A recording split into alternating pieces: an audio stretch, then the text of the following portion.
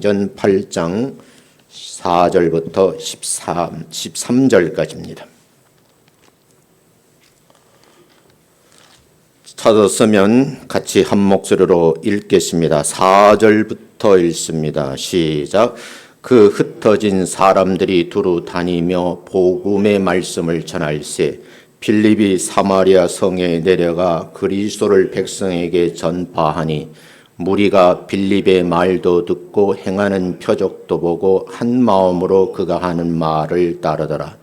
많은 사람에게 붙었던 더러운 귀신들이 크게 소리를 지르며 나가고 또 많은 중풍병자와 못 걷는 사람들이 나으니 그 성에 큰 기쁨이 있더라.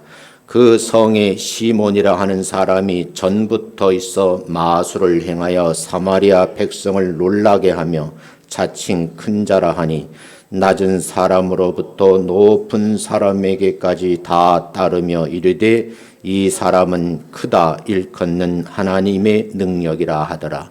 오랫동안 그 마술에 놀랐으므로 그들이 따르더니 빌립이 하나님 나라와 및 예수 그리스도의 이름에 관하여 전도함을 그들이 믿고 남녀가 다 세례를 받으니 시몬도 믿고 세례를 받은 후에 전심으로 빌립을 따라다니며 그 나타나는 표적과 큰 능력을 보고 놀라니라. 아멘. 옆 사람하고 인사하겠습니다. 만나 뵙게 돼서 반갑습니다. 인사합니다. 다시요. 아래층에 계신 분들도 건강의 복을 받아 누리시기 바랍니다. 라고 인사합니다. 다시요. 이번 주에 좋은 일이 많이 있게 될 줄로 믿습니다. 하고 인사합니다. 프로 풋볼 결승전에 출전한 두 팀이 있었어요. 이 두 팀의 경기가 미국 미네소타주 뱅크스 스타디움에서 미국 프로 풋볼 결승전이 열리고 있었습니다. 그 중에 창단 이후에 한 번도 우승을 하지 못한 필라델피아 프로 풋볼 선수들이 있었습니다. 최근 3년간 두 번이나 우승한 강팀을 만나서 최종전을 벌이게 됐는데 그 팀이 뉴 잉글랜드 프로 풋볼 선수들입니다. 치열한 접전 끝에 종료 2분을 남기고 필라델피아 프로 풋볼 선수들이 역전을 하면서 창단 후 첫 우승을 했다고 합니다. 경기가 끝나고 필라델피아 선수들은 약속이라 한 듯이 그라운드에 조용히 동그랗게 모여서 무릎을 꿇고 하나님께 기도를 드렸습니다. 그 기도문을 제가 읽어드릴게요. 그분들이 기도는 이런 거예요. 하늘에 계신 하나님 아버지, 거룩하신 예수님의 이름을 높여드립니다. 주님은 창조주이시며 유일한 구세주이십니다. 주님은 길이요 진리요 생명이라고 말씀하셨습니다. 오늘 경기장에서 있었던 모든 일이 하나님께 영광이 되기를 원합니다. 이들이 기도문이에요.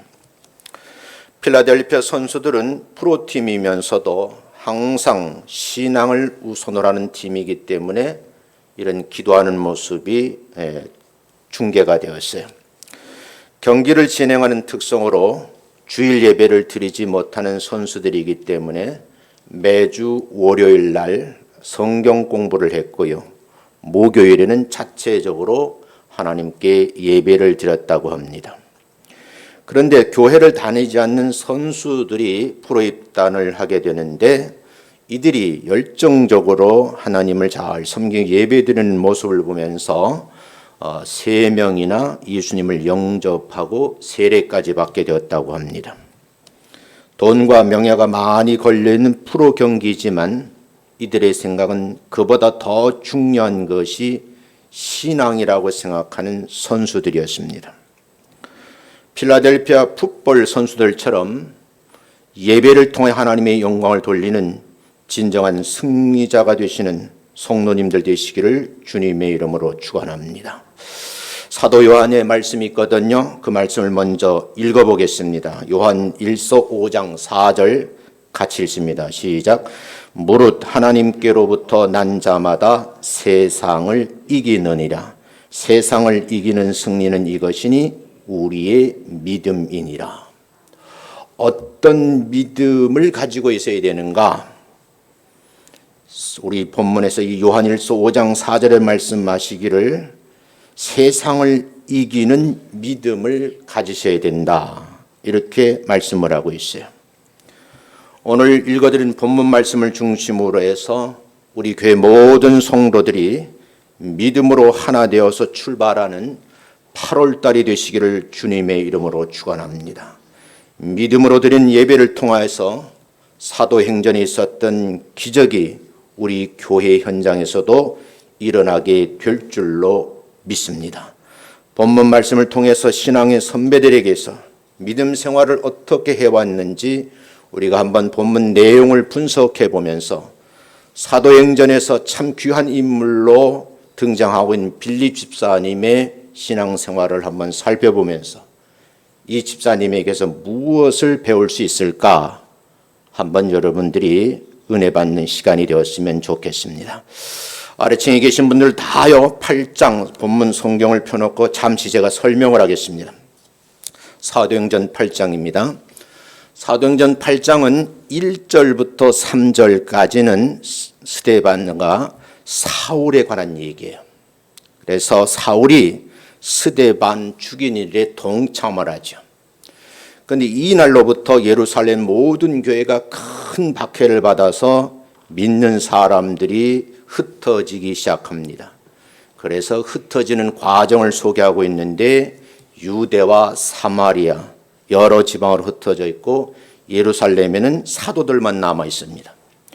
그런데 경건한 유대인들이 스데반의 죽음을 너무너무 슬퍼하면서 장례를 치루었다 하는 것이 2절 말씀. 그때에 또 다른 사람이 등장하는데 이 사울이 초대 교회를 파괴시키기 위해서 미칠 듯이 집집을 찾아다니면서 남녀를 가리지 않고 사람들을 끌어내어서 옥에 가두는 미친 짓을 하고 있었습니다. 그리고부터 여러분 읽어드린 4절부터 3절까지거든요. 이때에 등장하는 사람이 빌립이라는 집사님이에요. 그 내용이 소개되어 있고요. 빌립의 이야기가 나오다가 갑자기 시몬이라는 사람이 나오는데 이게 무당이죠. 예수 팔아서 벌어먹고 사는 사람이에요. 이런 광경 속에서 14절부터 15절 사이에 보면 예루살렘에 사도들이 남아 있었는데 그 사도들을 이쪽 사마리아를 부르게 되죠. 그래서 이 기쁜 소식을 듣고 참여하게 돼요. 그런데 빌립을 따라서 기적이 일어나는 것을 시몬과 여러 사람들이 보고 놀라고 있었거든요. 그래서 14절에 보면 예루살렘에 있던 사도들이 사마리아 사람들이 하나님의 말씀을 받았다는 소식은 들었는데 이 소식을 듣고 예루살렘 사도 베드로와 요한을 보내게 됩니다. 두 사도는 사마리아에 내려와서 새로 믿는 초신자들에게 말씀은 받았으니까 그때부터 성령 받도록 기도하였다 하는 거예요.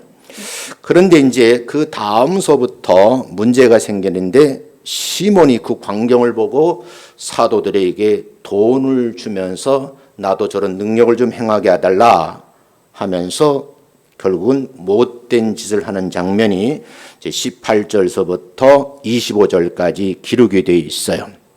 그런 다음에 성령의 음성을 들은 빌립이 천사에 이끌려서 예루살렘 남쪽으로 내려가게 되고 그리고 그 가사 사막이라는 곳에서 내시를 만나게 되는 장면이 소개되어 있어요.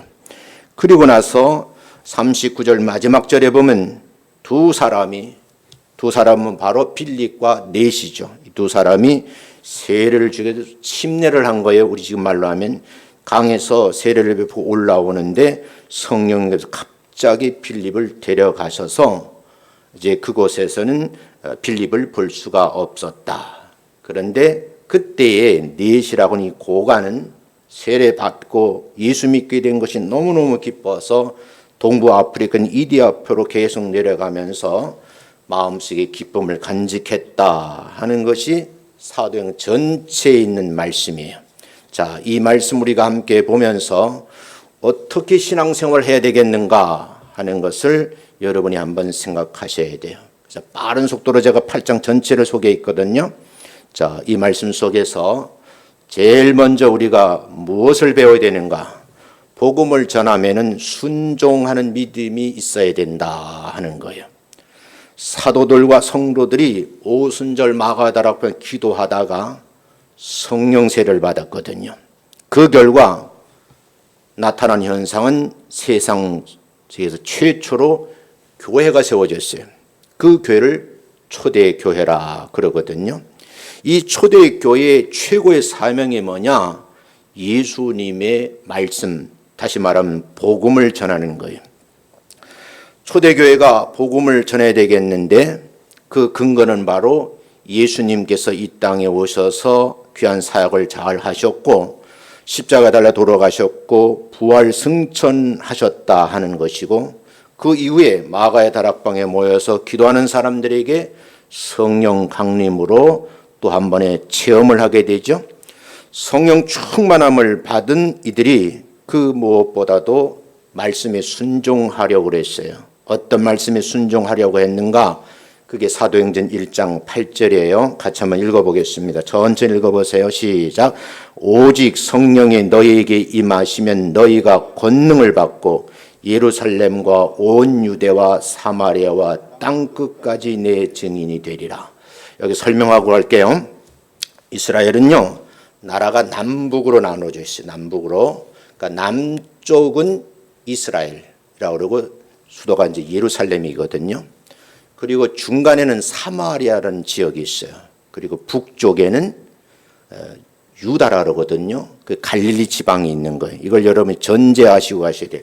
그래서 순서가 뭐냐면 예루살렘에서 예수님께 복음을 전하기 시작했는데 박해로 인해서 이제 북쪽인 유대로 복음을 전하게 되고, 그런데 하필이면 그 가운데 사마리아를 그 다음 순서 나오고 마지막이 뭐예요?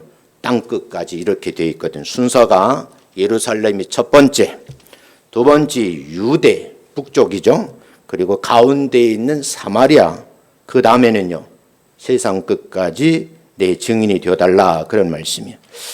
마가의 다락방에서 이 사실을 알고 모여서 한 마음으로 기도하는 성도들이 있었는데 그 성도들이 성령 받게 됐다는 거예요. 그리고 마침내 권능까지 임하게 됩니다. 이렇게 모든 체험하는 성도들이 초대교회 어느 정도인가 120명 정도 됐다. 그 말은 초대교회 성도들이 120명이라는 얘기예요. 기도로 시작한 무리들이죠. 성령 충만한 무리들인데 이 성령 충만한 무리들이 모여서 교회를 이루었다는 거예요. 그걸 여러분 전제하고 들으셔야 돼요. 이제 남은 사명은 예루살렘에서 복음을 전하는 핍박이 오잖아요. 누가요? 사울이 핍박을 하죠. 그래서 이 사람들이 예루살렘으로 시작한 복음을 북쪽 유다를 거쳐서 그 지역의 가운데 있는 사마리아를 통과해서 땅끝까지 전하는 순서를 제가 말씀을 드렸어요. 그런데 문제는요, 인간 구원 역사에 놀라운 사실은 하나님의 섭리가 있다는 거예요. 그 섭리 가운데 인간은 이해할 수 없는 건데 무서운 핍박이 시작됐다는 거예요. 내가 예수 믿게 됐는데 좋은 일이 있을 줄 알았는데 복음을 전한다는 이유 때문에 사람들이 죽임을 당하고 또 옥에 가두고, 그 핍박이 말로 표현이 안 될 정도예요. 이런 이제 핍박이 밀려옴에도 불구하고 복음을 전하는 사람이 있었는데 그분이 스데반 집사님이에요. 스데반 집사님은 복음 전함에 있어서 두려움이 없으셨어요. 집사님의 결론은 뭐냐 하면 내가 순교함으로 내게 주어진 사명을 다한다 하는 그런 아주 놀라운 신앙적 경험을 가진 집사님이에요. 그런데 이 스데반 사건이 있은 이후에 교회의 핍박이 더 심해지는 거예요. 그래서 성도들이 예루살렘으로부터 시작해 흩어지기 시작하는데 오늘 본문에 나오는 빌립은 예루살렘에서 어디로요? 사실은 지역으로 올라가는 거거든요. 그 가운데인 사마리아로 간 거예요. 성경에 나오는 얘기예요. 다음 따라합니다. 모이면 기도하고 흩어지면 전도합시다. 하나님은 복음이 전해지는 그 섭리 가운데 핍박을 통해 사람들을 흩어놓으셨다는 거예요. 자, 이걸 전제하고 들으셔야 돼요. 자, 그러면 보세요. 핍박으로 인해서 흩어진 성도들 가운데 본문에 빌립 집사님이 나와요. 예수님의 제자로 살아가는 그로 책정한 집사님인데 내가 열심히 신앙생활하고 예수의 복음을 전하기로 했는데 그로 인해서 시련이 다가옵니다. 핍박을 피하여서 사마리아로 내려가서 복음을 전하게 돼요. 이렇게 된 배경에는 성령님의 도우심으로 기적과 이적이라는 사건이 발생을 하게 됩니다. 사마리아로 내려가라는 예수님 말씀에 빌립 집사님은 순종을 하죠. 왜 순종을 했는가? 여러분 한번 생각을 해보셔야 돼요. 그 이유가 이제 조금 소개를 드리려고 그래요. 자, 빌립 집사님은 스데반 집사님과 같이 초대교회 최초로 선출된 7 집사 중에 한 분이세요. 평신도로서 모든 성도 귀한 모델이 되는 믿음을 가지고 계신 분이고 실제 말씀대로 실천하는 정말 귀한 집사님이거든요. 무엇보다도 빌립 집사님은 예수님의 말씀이 이루어졌다라고 말할 수 있을 정도로 철저하게 복음 전도 사역에 쓰임을 받은 귀한 인물입니다. 근데 이 빌립 집사님이 이 사역에 보면 정말 너무너무 귀하다 하는 그 믿음을 발견할 수 있다는 거예요. 8월을 시작하면서 여러분의 가정에, 여러분의 심령에, 여러분 사업장에 빌립 집사님 같은 역할을 잘 감당하시기를 주의 이름으로 축원합니다. 순교를 각오하고 사명 감당했던 빌립 집사, 그 집사님의 그 놀라운 사건 속에는 그의 가슴에 복음이 들어있었어요. 그 복음의 내용이 마태복음 28장 19절부터 20절인데 이걸 지상명령이라고 그러거든요. 한번 같이 읽어보겠습니다. 천천히 시작. 너희는 가서 모든 민족을 제자로 삼아 아버지와 아들과 성령의 이름으로 세례를 베풀고 내가 너희에게 분부한 모든 것을 가르쳐 지키게 하라. 볼지어다 내가 세상 끝날까지 너희와 항상 함께 있으리라. 자, 이걸 내용적으로 분석해 보면요. 여러분이 복음 전하는 것이 때로는 떠밀려서라도 해야 된다는 거예요. 억지로라도 해야 된다는 거예요. 빌립 집사가 예루살렘을 떠나고 싶었을까요? 사울이 기세가 등등해서 예수 믿는 사람들을 잡아 죽이려고 우리 말로 하면 눈이 벌게 가지고 사람을 찾아다니는데 견딜 수가 없는 거예요. 그래서 사람들이 이 핍박을 피해서 이제 흩어지기 시작한 거죠. 흩어지면서 그냥 흩어진 것이 아니고 가는 곳곳마다 주변에 가까이 있는 사람들에게 복음을 제시하고 제자를 삼았다는 거예요. 그래서 거기 성경에 보면 28장 19절에 제일 먼저 동사가 가서 그랬어요. 그곳에 가서 거기에 있는 사람들을 제자로 삼았다. 그리고 세 번째는 세례를 베풀었다 그랬어요. 또 이거 잘못 보시고 집사도 세례 베풀면 되냐고 물으시면 안 돼요. 내가 너에게 분반 모든 것을 가르치라고 했는데 제가 말씀드리고 싶은 것은 빌립 집사님은 초대교회 멤버인데 성경에 능할 뿐만 아니라 실제 신앙적 체험을 가지고 있는 거예요. 그리고 증인이거든요. 말할 내용이 많아요. 그래서 자기가 보고 듣고 깨달은 것을 지금 가지고 있기 때문에 그것을 가르칠 수가 있는 거예요. 여러분 가르치기 위해서는 뭘 해야 돼? 먼저 배우셔야 된다는 거예요. 그래서 배움의 일에 게을리하시면 안 된다. 그러면 내가 배웠으면 그 다음 어떻게 되느냐? 지켜야 된다는 거예요. 행동하는 그리스도인이 돼야 된다 그런 거거든요. 근데 성경은 마지막에 뭐라고 말씀하시는가? 그렇게 하면 세상 끝날까지 너희와 항상 있겠노라고 말씀을 하시는 거예요. 자, 복음을 전함으로 만나는 사람들에게 지금 분명히 말씀하죠. 세례를 베풀고 또 분부한 모든 것을 가르치고 그 말씀을 잘 지키라고 하는 내용이에요. 빌립은요, 이 주님께서 분부하신 말씀을 잘 늘 가르치는데 열심을 내었어요. 그래서 영혼을 구원받게 하는 일에 세상에서 가장 소중한 일이다 하고 뼈저리게 느끼고 복음을 전하는 집사님이에요. 자, 여기서 하나 배울 것이 있어요. 나 같은 사람을 통해서 복음이 전해진다고 하면 기도하시는 건 나도 쓰임받게 하옵소서라고 기도하시는 여러분 되시기를 주님의 이름으로 축원합니다. 사람들이 예수님 믿고 하나님의 자녀가 되어서 구원의 반열에 세워졌다. 이게 가장 큰 일이에요. 여러분들이 이 일을 잊으시면 안 된다 그러는 거예요. 그럼 빌립 집사님에게 두 번째 배울 내용이 뭐냐? 찾아가는 열정을 품으라는 거예요. 그냥 가만히 있는 게 아니고 비록 육신적으로 보면 핍박이 밀려와도 밀려 떠내려가면서도 계속 복음을 전하는 열정이 있으셨다는 거예요. 믿음이 있는지 없는지 분별하는 방법이 있어요. 그것은 바로 하나님을 믿지 않는 사람들을 찾아가면서부터 시작한다는 거예요.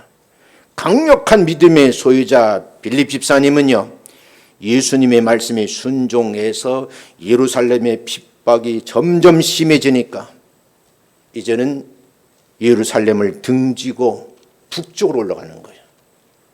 왜 북쪽으로 올라가는가? 위도상으로 지도상으로 보면 남쪽엔 예루살렘이 있고요. 중간에는 사마리아 성이 있고 북쪽에는 갈릴리 지방이 있거든요. 그런데 여러분 이 남쪽에서 어디로 가요? 북쪽으로 올라가는 거예요. 근데 왜 내려간다 그러느냐? 수도가 예루살렘이니까. 자, 여기서 한번 보겠어요. 4절 6절 말씀 같이 읽어봅니다. 시작. 그 흩어진 사람들이 두루 다니며 복음의 말씀을 전할세 빌립이 사마리아 성에 내려가란 말을 썼잖아요. 그리스도를 백성에게 전파하니 무리가 빌립의 말도 듣고 행하는 표적도 보고 한 마음으로 그가 하는 말을 따르더라.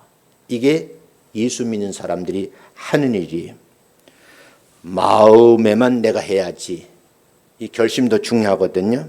그런데 결심도 중요하지만 실제 행동하고 움직이고 찾아가는 그런 본 모습이 있어야 된다는 거예요.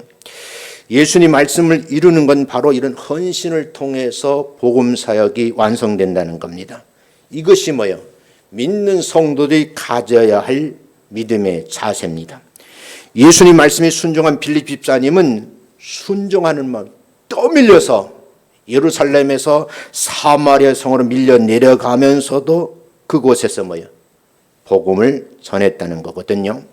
당시 빌립 집사님은 사마리아 찾아갔다 그 말은 예사로운 일은 아니에요. 유대인들은 이 사마리아 지역을 가까이 하지 않거든요. 내용적으로 보면 종교적인 측면과 심리적인 측면 나누어서 볼 수 있어요. 유대인들에게 이 사마리아는 종교적으로도 먼 곳이고 심리적으로도 가장 멀리 있는 사람이야. 왜요? 한 나라는 딱 가운데 있는 지역인데도 불구하고 이 사람들은 가까이 하지 않는 그런 모습이 있어요. 당시 유대 나라는 크게 세 지방으로 나눠져 있어요. 북쪽에는 유다, 가운데는 사마리아 지방, 아래쪽에는요, 남쪽에는 예루살렘 지방이에요. 그런데 넓지도 않은 땅이지만 단순한 지리적 구분만을 의미하지 않습니다. 남쪽은 주로 부유한 사람들이 살고 있어요. 그러니까 기득권자들이 많지요. 자, 우리나라를 좀 비유하겠어요. 우리나라도 남북이 갈라져 있잖아요. 그런데 북한 사람이 잘 살아요? 남한 사람이 잘 살아? 북한은 더 잘 살아? 이북 갔다 왔나? 남한 사람이 훨씬 잘 살아요. 그 남한에 기득권층이 많은 거예요. 북한은요, 지금 끼니를 해결하지 못해서 사람들이 죽어가는 거예요. 우리나라 사람 불만이 많지만요, 이북은 백신을 살 돈도 없어요. 그저 주는 거 얻어다가 중앙당 간부들만 소수가 지금 백신을 맞고 있는 거예요.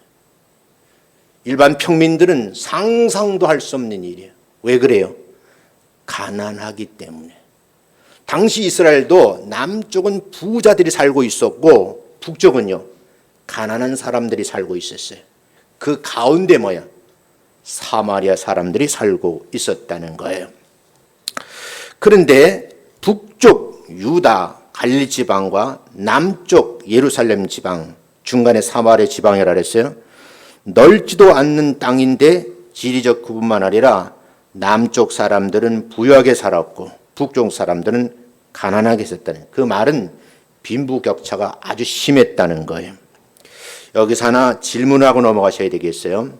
그러니까 남쪽에는 예루살렘성, 북쪽에는 갈릴리아 지방, 가운데 사마리아 성이, 예수님은 이 세 지방 어디 출신일까요? 숙제.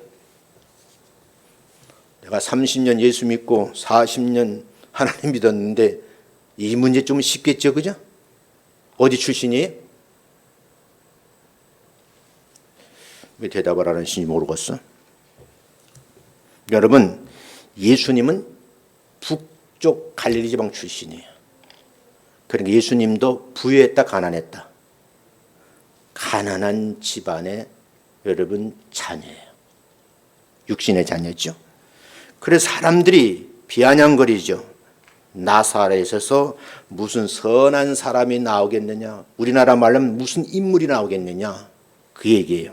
사람들이 빈정거리면서 마음에 어떤 이야기를 함께 나누는 거예요. 그렇다고 하면 남북 사이가 좋지 않았을 거예요. 남과 북이 서로 교역을 하잖아요. 남과 북으로부터 그 사이에 있는 지방이 사마리아 지방인데 왜 이 사람들과 상종을 하지 않았을까? 실제 가까이 하지도 않고 남쪽 사람이나 북쪽 지방 사람들이 이 사마리아 성에 살고 있는 사람을 한마디로 하면 사람 취급도 안 했어요. 그래서 남쪽 예루살렘에서 북쪽 갈릴리로 갈 때에 사실은 가운데 지름길이 있거든요. 그 길을 통과하지 아니하고 우회전하고 좌회전하는 거예요. 돌아서 가는 거예요. 그만큼 적대시했다, 그 말입니다. 사마리아 사람들과 마주치기 싫었던 거예요. 왜 이렇게 사이가 나빠졌을까? 그 나름대로 이유를 살펴보면 표면적인 이유는 혈통 때문이에요. 사마리아인들이 이제 혼혈족이라는 거죠. 사마리아 사람들이 순수한 유대인이 아니라는 것 때문에 멀리하게 됐어요. 그로 말하면 참 이스라엘 사람들도 좀 못됐다, 그런 표현을 쓸 수가 있어요. 내면적인 이유는 종교, 이념, 사상, 문화의 차이가 컸어요. 그런 사람들에게 제일 먼저 누가 찾아갔느냐? 예수님이 찾아간 거예요. 그래서 여러분, 요한복음 4장 4절에 나오는 말씀이잖아요. 그리고 예수님께서 이 땅의 모든 생을 다 마치시고 십자가에 달려 돌아가셨고 승천하셨어요.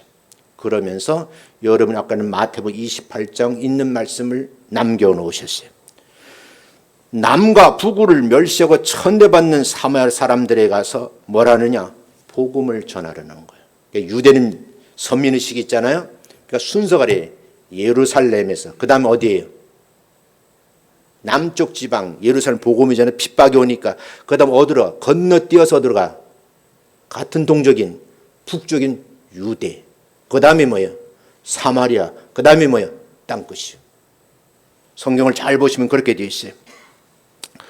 근데 아무도 사마리아로 가서 복음을 전하기로 하잖아요. 사실 엄두도 못 내거든요.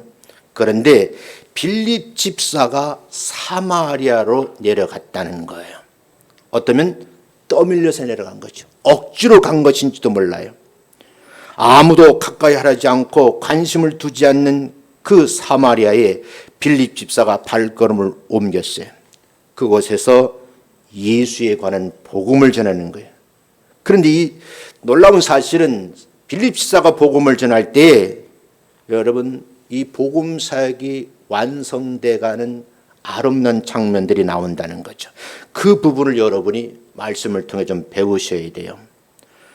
사람은요, 사랑을 품고 사람을 찾아가야 되거든요. 이념적인 문제 때문에 또는 빈부격차 때문에 혼혈이라는 그 문제 때문에 멀리하면 안 된다는 거죠. 예수님도 종교를 뛰어넘어서 또는 인종을 뛰어넘어서 한 사람을 구원하시기 위해서 십자가에 달려 돌아가셨잖아요. 그 내용을 잊으시면 안 된다는 거예요. 예수님은 하나님과 나 사이를 십자가로 연결해 놓으신 분이거든요. 우리가 항상 기억해야 할 것은 예수의 십자가 사랑을 가지고 하나님과 믿지 않는 사람들의 연결 통로가 되셔야 된다, 그런 말씀이죠. 지금까지 우리들은 이런 사랑을 받고 신앙생활을 잘 해오신 분들이에요. 이제 우리도 남들이 가지 않는 곳을 함께 찾아가서 복음을 나누시는 여러분들 되시기를 주의 이름으로 축원합니다. 현재 이 시간에 우리가 찾아갈 사마리아는 어디일까? 우리가 찾아갈 사람은 누구일까? 한번 고민을 하셔야 돼요. 저는 이렇게 생각해요. 우리 현대인의 사마리아는 외지고 천대받는 사람들이 사는 곳이에요. 예수를 믿지 않는 사람에게 가까이 찾아가는, 그래서 사랑을 나누어주는 지구한 성도님 되시기를 주님의 이름으로 축원합니다. 세 번째는요, 우리가 복음을 전함에 있어서 성령의 능력을 의지하셔야 된다는 거예요. 빌립 집사가요, 사마리아로 내려갔을 때 가보니까 많은 사람들이 귀신에 사로잡혀서 고생을 하는 거예요. 거기에 보니까 중풍병자도 있어요. 걸음을 걷지 못하는 사람들도 있어요. 근데 성령 충만하고 성령의 은혜를 받은 이 빌립 집사님이 그곳에 복음을 전하면서 기도를 해 준 거예요. 그랬더니 귀신이 쫓아 도망을 가는 거예요. 중풍병자가 낫는 거예요. 걷지 못한 사람이 걷게 된 거예요. 이것을 보게 된 사마리아 성 안에 많은 사람들이 본문에 보면 기뻐했다, 이렇게 되어 있거든요. 그래서 7절 말씀 읽어보겠습니다. 같이 읽어봅니다. 시작. 많은 사람에게 붙었던 더러운 귀신들이 크게 소리를 지르며 나가고, 또 많은 중풍병자와 못 걷는 사람이 나으니, 연결하면 이런 거요. 많은 중풍병자도, 많은 걸음을 걷지 못하는 사람들도 고침을 받았다, 그 얘기예요. 문제는요, 기적의 현장에는 항상 어려움을 가진 사람들이 찾아온다는 거예요. 그 어려움이 예수 믿는 사람에게는 해결해 주라고 하는 주님의 명령이라는 것을 잊으시면 안 된다는 거예요. 그런데 문제는요, 이 기적의 현장에서 마귀의 속삭임이 시작됐어요. 그 성에 살고 있는 마술사 시몬이라는 사람이 있는데, 이 사람이 자신이 하나님의 능력을 거짓 이용하면서 많은 사람들에게 도움을 받는, 어떻게 보면 갈취한 거죠. 우리 말하면 무당짓한 거예요. 그 내용이 여러분 성경에 기록이 되어 있죠. 그래서 여러분 우리가 꼭 기억을 하셔야 된다는 거예요. 한번 12절 13절 읽어보겠습니다. 시작. 빌립이 하나님의 나라와 및 예수 그리스도의 이름에 관하여 전도함을 그들이 믿고 남녀가 다 세례를 받으니, 누구도 믿고 시몬도 믿고, 제대로 믿었을까? 한번 물음표를 넣고 생각해요. 세례도 받았어요. 그 다음 읽어보세요. 시작. 전심으로 빌립을 따라다니며 그 나타나는 표적과 큰 능력을 보고 놀랐다 그랬어요. 놀란 것으로 끝나면 안 돼. 믿으셔야 되고 내가 그 기적을 행하셔야 된다는 거예요. 그런데 빌립 집사님은 성령 충만한 상태에서 자기에게 주어진 전도 사역을 감당하는데 오직 복음 전하는 거예요. 내가 알고 있는 예수, 내가 믿고 있는 예수, 그 예수님에 관해서 증인으로서 말하지 않을 수가 없는 거예요. 그래서 여러분 복음을 열심히 전하는 거예요. 그랬더니 그 동네 사람들이 그로 인해서 큰 기쁨으로 성이 충만해진 거예요. 그런데 여러분 성경 8장 26절에 가보면 이런 내용의 성경이 기록되어 있어요. 한번 읽어보겠습니다. 시작. 일어나서 남쪽으로 향하여 예루살렘에서 가서로 내려가는 길까지 가라. 성령님께서 기도하는 빌립 집사님에게 일어나거라. 너 지금부터 중간 사마리아 성에 있었잖아요. 남쪽인 예루살렘을 향해 내려가라는 거예요. 근데 여러분 여기서 보면은 예루살렘에 또다시 뭐예요? 광야진 가사로 내려가는 길까지 가라고 구체적으로 지침이 내려져 있어요. 빌립은 지체 없이 순종을 합니다. 사마리아성에서 남쪽 예루살렘을 내려간 거예요. 거기 다시 뭐예요? 가사라는 곳으로 가게 됐어요. 왜? 빌립은 순종을 잘하시는 분이거든요. 광야인데 마침 그곳에 에디오피아의 간닥의 여왕의 모든 국고를 맡은 네시가 예루살렘에 올라와서 예배를 드리고 그리고 지금 돌아가는 중이었어요. 근데 이 에디오피아 여왕 간닥에는 국고를 맡은 고위 관료거든요. 지체가 높은 사람이에요. 그런데 구약 당시에는요, 에디오피아는 이집트 남쪽에 있는 누비아 왕국이 위치하고 있었고요. 구수족속 후예로서 흑인들로 이루어진 국가예요. 그래서 여러분 모세가 애굽에 탈출할 때도 구수족 따라오죠, 그죠? 거기서 보면 또 결혼한 문제 때문에 모세가 흑인을 택하려고 그러니까 또 문제를 삼는 일이 벌어지잖아요. 그러니까 나름대로 흑인들이 살고 있는 에디오피아이지만 사실은 뭐예요? 예수를 잘 믿는 사람들이 있었다 없었다? 있었다는 거예요. 그런데 에디오피아는 여왕이 나라를 다스렸어요. 애굽은 여러분 왕이 다스리는데 왕을 바로라고 불러요. 근데 에디오피아는 여왕이 다르는데 그 여왕을 겐다게로 부른 거예요. 그래서 이 겐다게 여왕의 국고를 맡은 네시가 국가 경제를 담당하고 있는 고위직인데 하나님을 믿는 사람이에요. 고위직인데. 그런데 여러분 이 사람이 신분이 뭐예요? 네시야. 여왕을 돕는 역할은 네시라고요. 우리나라 조선시대에도 궁중에 네시들이 살고 있어요. 지금도 여러분 서대문 그 북쪽에 가면요. 청와대 그 뒤쪽 산 있잖아요. 거기 가면 네시의 무덤들이 지금도 있어요. 그 사람들요.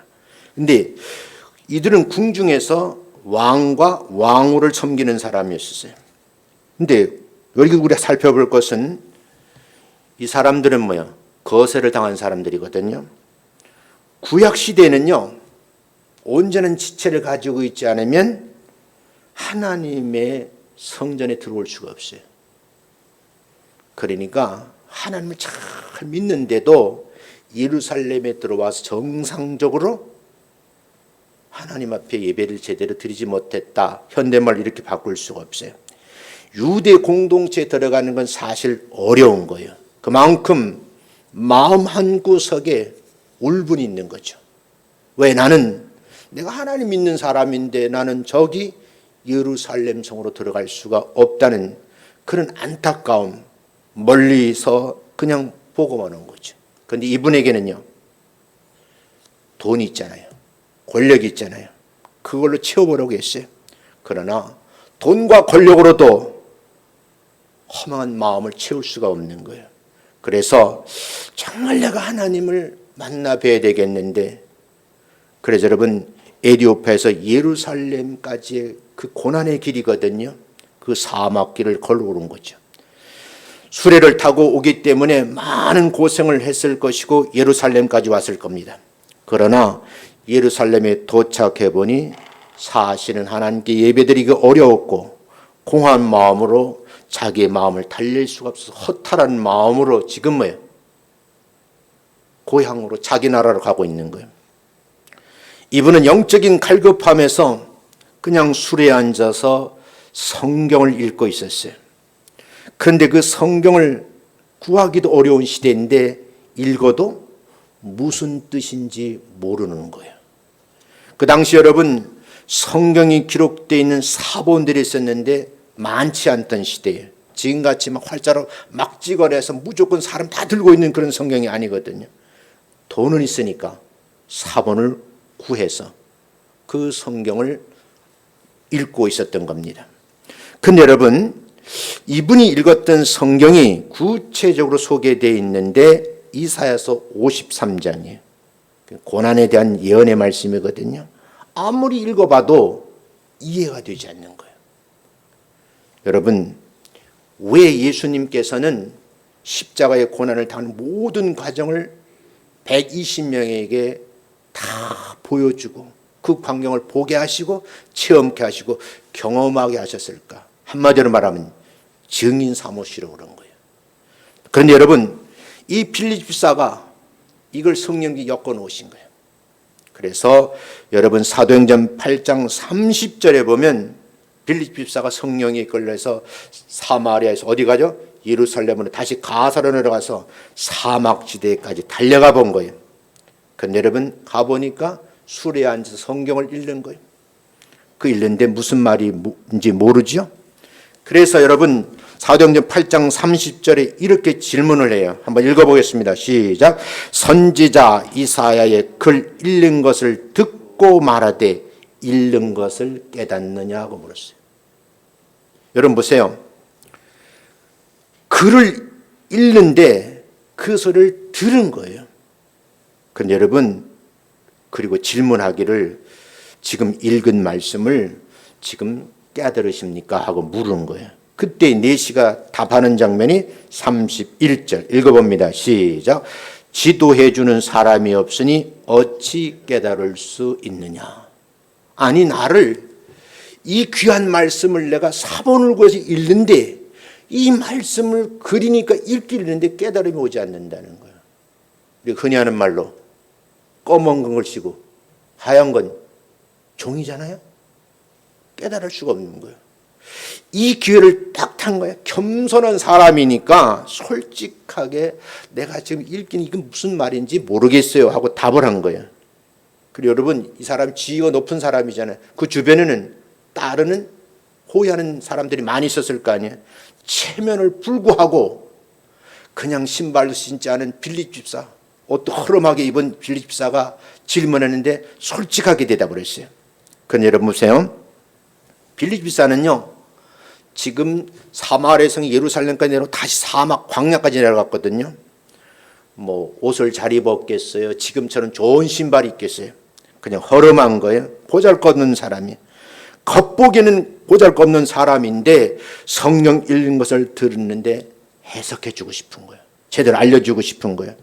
그래서 솔직하게 모르겠다고 털어놓으니까 이제 그 내시가 그러죠. 수레 위에 올라 앉아라 했어요. 기운이 때다 가서 내시 옆에 앉은 거예요. 그때에 에디오파 내시는 빌립 집사님에게 묻지요.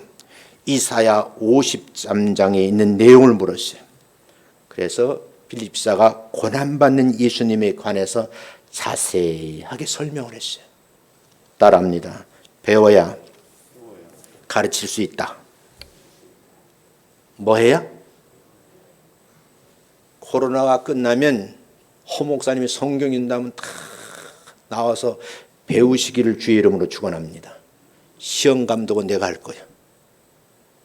배워야 전할 내용이 있지. 왜 빌립 집사가 소중한지 아세요? 빌립 집사님은 예수님의 십자의 고난으로 말미암아 우리의 죄가 용서함을 받고 영생 얻게 된다라는 내용을 이 내시가 자세하게 이해할 수 있도록 충분한 설명을 해드렸어요. 그랬더니 그 말씀을 집사님 말씀을 듣고 허벌편 사막에서 수레에서 내려와 가지고 고백을 하는 거예요. 이걸 제가 의역하면 당신이 속인 예수님을 내 인생의 구세주입니다. 나 예수 믿겠습니다. 그리고 세례를 주십시오 라고 하게 된 거예요. 그래서 성경에 보면 그곳에서 뭐요? 믿고 세례를 받았다 이렇게 되어 있죠. 다시 말씀드리면 내시는요 영적 갈급함의 문제를 해결하고 저 동부 아프리카에서 예루살렘까지 올라온 사람이에요. 와서 천대를 받거든요. 그 모임에 합류할 수 있어서 다시 또 내려가는 과정인데 진짜 성령이 보내신 사람을 만나게 된 거예요. 체면을 불구하고 사막한 먼지가 펄펄 나는 곳에서 무릎을 꿇고 그저 허름한 옷을 입은 빌립 집사님에게 세례를 받은 거예요. 보세요. 이 광경이 우리에게 감동을 주는 거예요. 지난주 제가 말씀드렸죠. 세 가지 복의 말씀드렸어.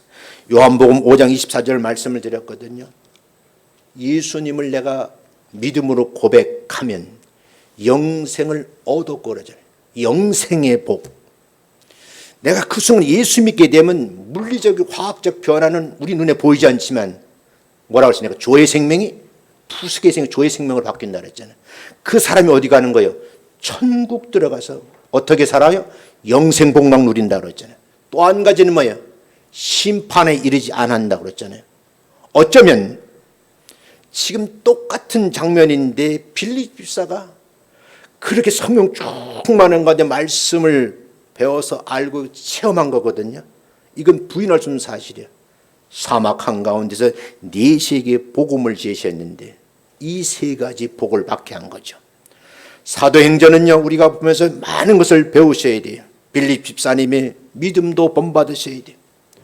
그가 성령 충만한 가운데 성령의 능력을 행사하는 것을 또 배우셔야 돼요. 억지로라도 핍박을 피해서 사마리아로 내려갔던 그 모습도 우리가 배우셔야 돼요. 사도행전의 모든 내용은 우리가 성령님을 빼고는 설명할 수 없는 부분이에요. 처음부터 성령님이 강림하셔서 모든 역사를 이끌어 가신 이제 초대교회 역사죠. 성령 강림하실 때 성령 함께 놀라운 능력을 행하고 역사가 일어나는 놀라운 장면을 보시면서 마음의 소원을 품으세요. 우리 교회가 그렇게 됐으면 좋겠다. 아멘. 8월 달이거든요. 움츠러 들으시면 안 돼요. 제가 장로님들이 1부 예배 드리고 2부 예배 드리고 3부 예배 드리잖아요. 지금 제가 1부 예배 드리고 이제 3부 예배 드리는 거예요. 2부는 우리 허목사님이에요. 4부는 또 우리 이제 허목사님 설교하시고. 금요 기도를 더 하자. 그래서 금요 기도 허목사님도 하시는 내가 집에서 유튜브로 들어가서 잘 하시더라고. 할렐루야. 기도한 일에 참여하시는 거예요. 앞으로 성경 공부 있어지면 잘 참석하셔서 어느 정도 수준까지 빌립 집사 수준까지 가야 돼. 믿어지시면 아멘. 여러분 말씀 공부하다가 성령 체험하는 역사가 있게 될 줄로 믿습니다. 베드로를 포함한 사도들과 스데반 집사가 그런 사람들이었고요. 그렇게 예수 믿는 핍박하던 사울이 뭐예요? 예수 믿는 잡아 죽이려고 어디로 가다가 다맥석으로 가다가 길 위에서 누굴 만났어요? 부활하신 예수님 만났잖아요. 완전히 변하잖아요. 여러분 바울이 전하는 복음은 대단한 거예요. 왜요? 자기는 빌립과 스데반 집사님 같지 않고 예수 믿는 잡아 죽이려 한 사람 아니겠어요? 그런 사람 잡아 죽이려다가 핍박하는 예수를 만난 거예요. 부활하신 예수님 만난 거거든. 그때부터 인생의 전환점을 갖게 됐죠. 이처럼 사도행전 모든 역사는 성령 충만으로부터 가능해지는 줄로 믿습니다. 성령 충만하기 위해서는 기도하는 건데 회개도 하셔야 돼. 교회 부흥도 꿈꾸셔야 돼. 예배를 잘 들으셔야 되고 섬김의 사역을 잘 하셔야 돼. 마침내 전도 선교 사역에 쓰임받는 여러분 되시기를 주님의 이름으로 축원합니다. 자, 말씀을 이렇게 결론 짓게요. 복음을 전하면은 순종하는 믿음이 있어야 된다. 억지로라도 환경이 밀어붙이는 거예요. 나를 어디로? 모든 사람이 가지 않으려 하는 곳 사마리아까지 내려가게 만들죠. 이왕 찾아가는 복음인데 열정을 품으라는 거예요. 그 다음은 뭐겠어요? 성령의 능력으로 함께 하신 복음의 역사를 같이 읽어가는 기적의 현장에 여러분이 주인공들 되시기를 주의 이름으로 축원합니다. 성령의 능력에 이끌리지 않고는 자기 생각, 자기 열정으로 뭔가 해보려고 하면요 실패할 수밖에 없어요. 자기 생각으로 전도하면 실수, 연발이에요. 그러나 우리 기도하게 되면 빌립이 열심히 기도할 때 성령 지시하잖아요. 아무개야. 지금 마음에 공허함을 느끼고 있는 분이 예루살렘에 왔다. 지금 자기 나라로 내려가는 분이 있다. 너는 지금 예루살렘으로 내려가거라. 거기서 남쪽 가사로 내려. 거기에 가면 아무개를 만날 수 있을 것이다.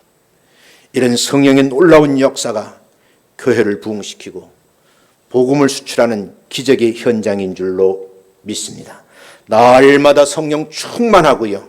기름 부음 받고 성령의 지배를 받는 여러분 되시기를 주의 이름으로 축원합니다. 성령 충만하면요. 원망도 불평도 사라져. 그런 가운데 8월 한 달이 즐거운 그리고 행복한 한 달이 되시기를 주님의 이름으로 축원합니다. 기도하겠습니다.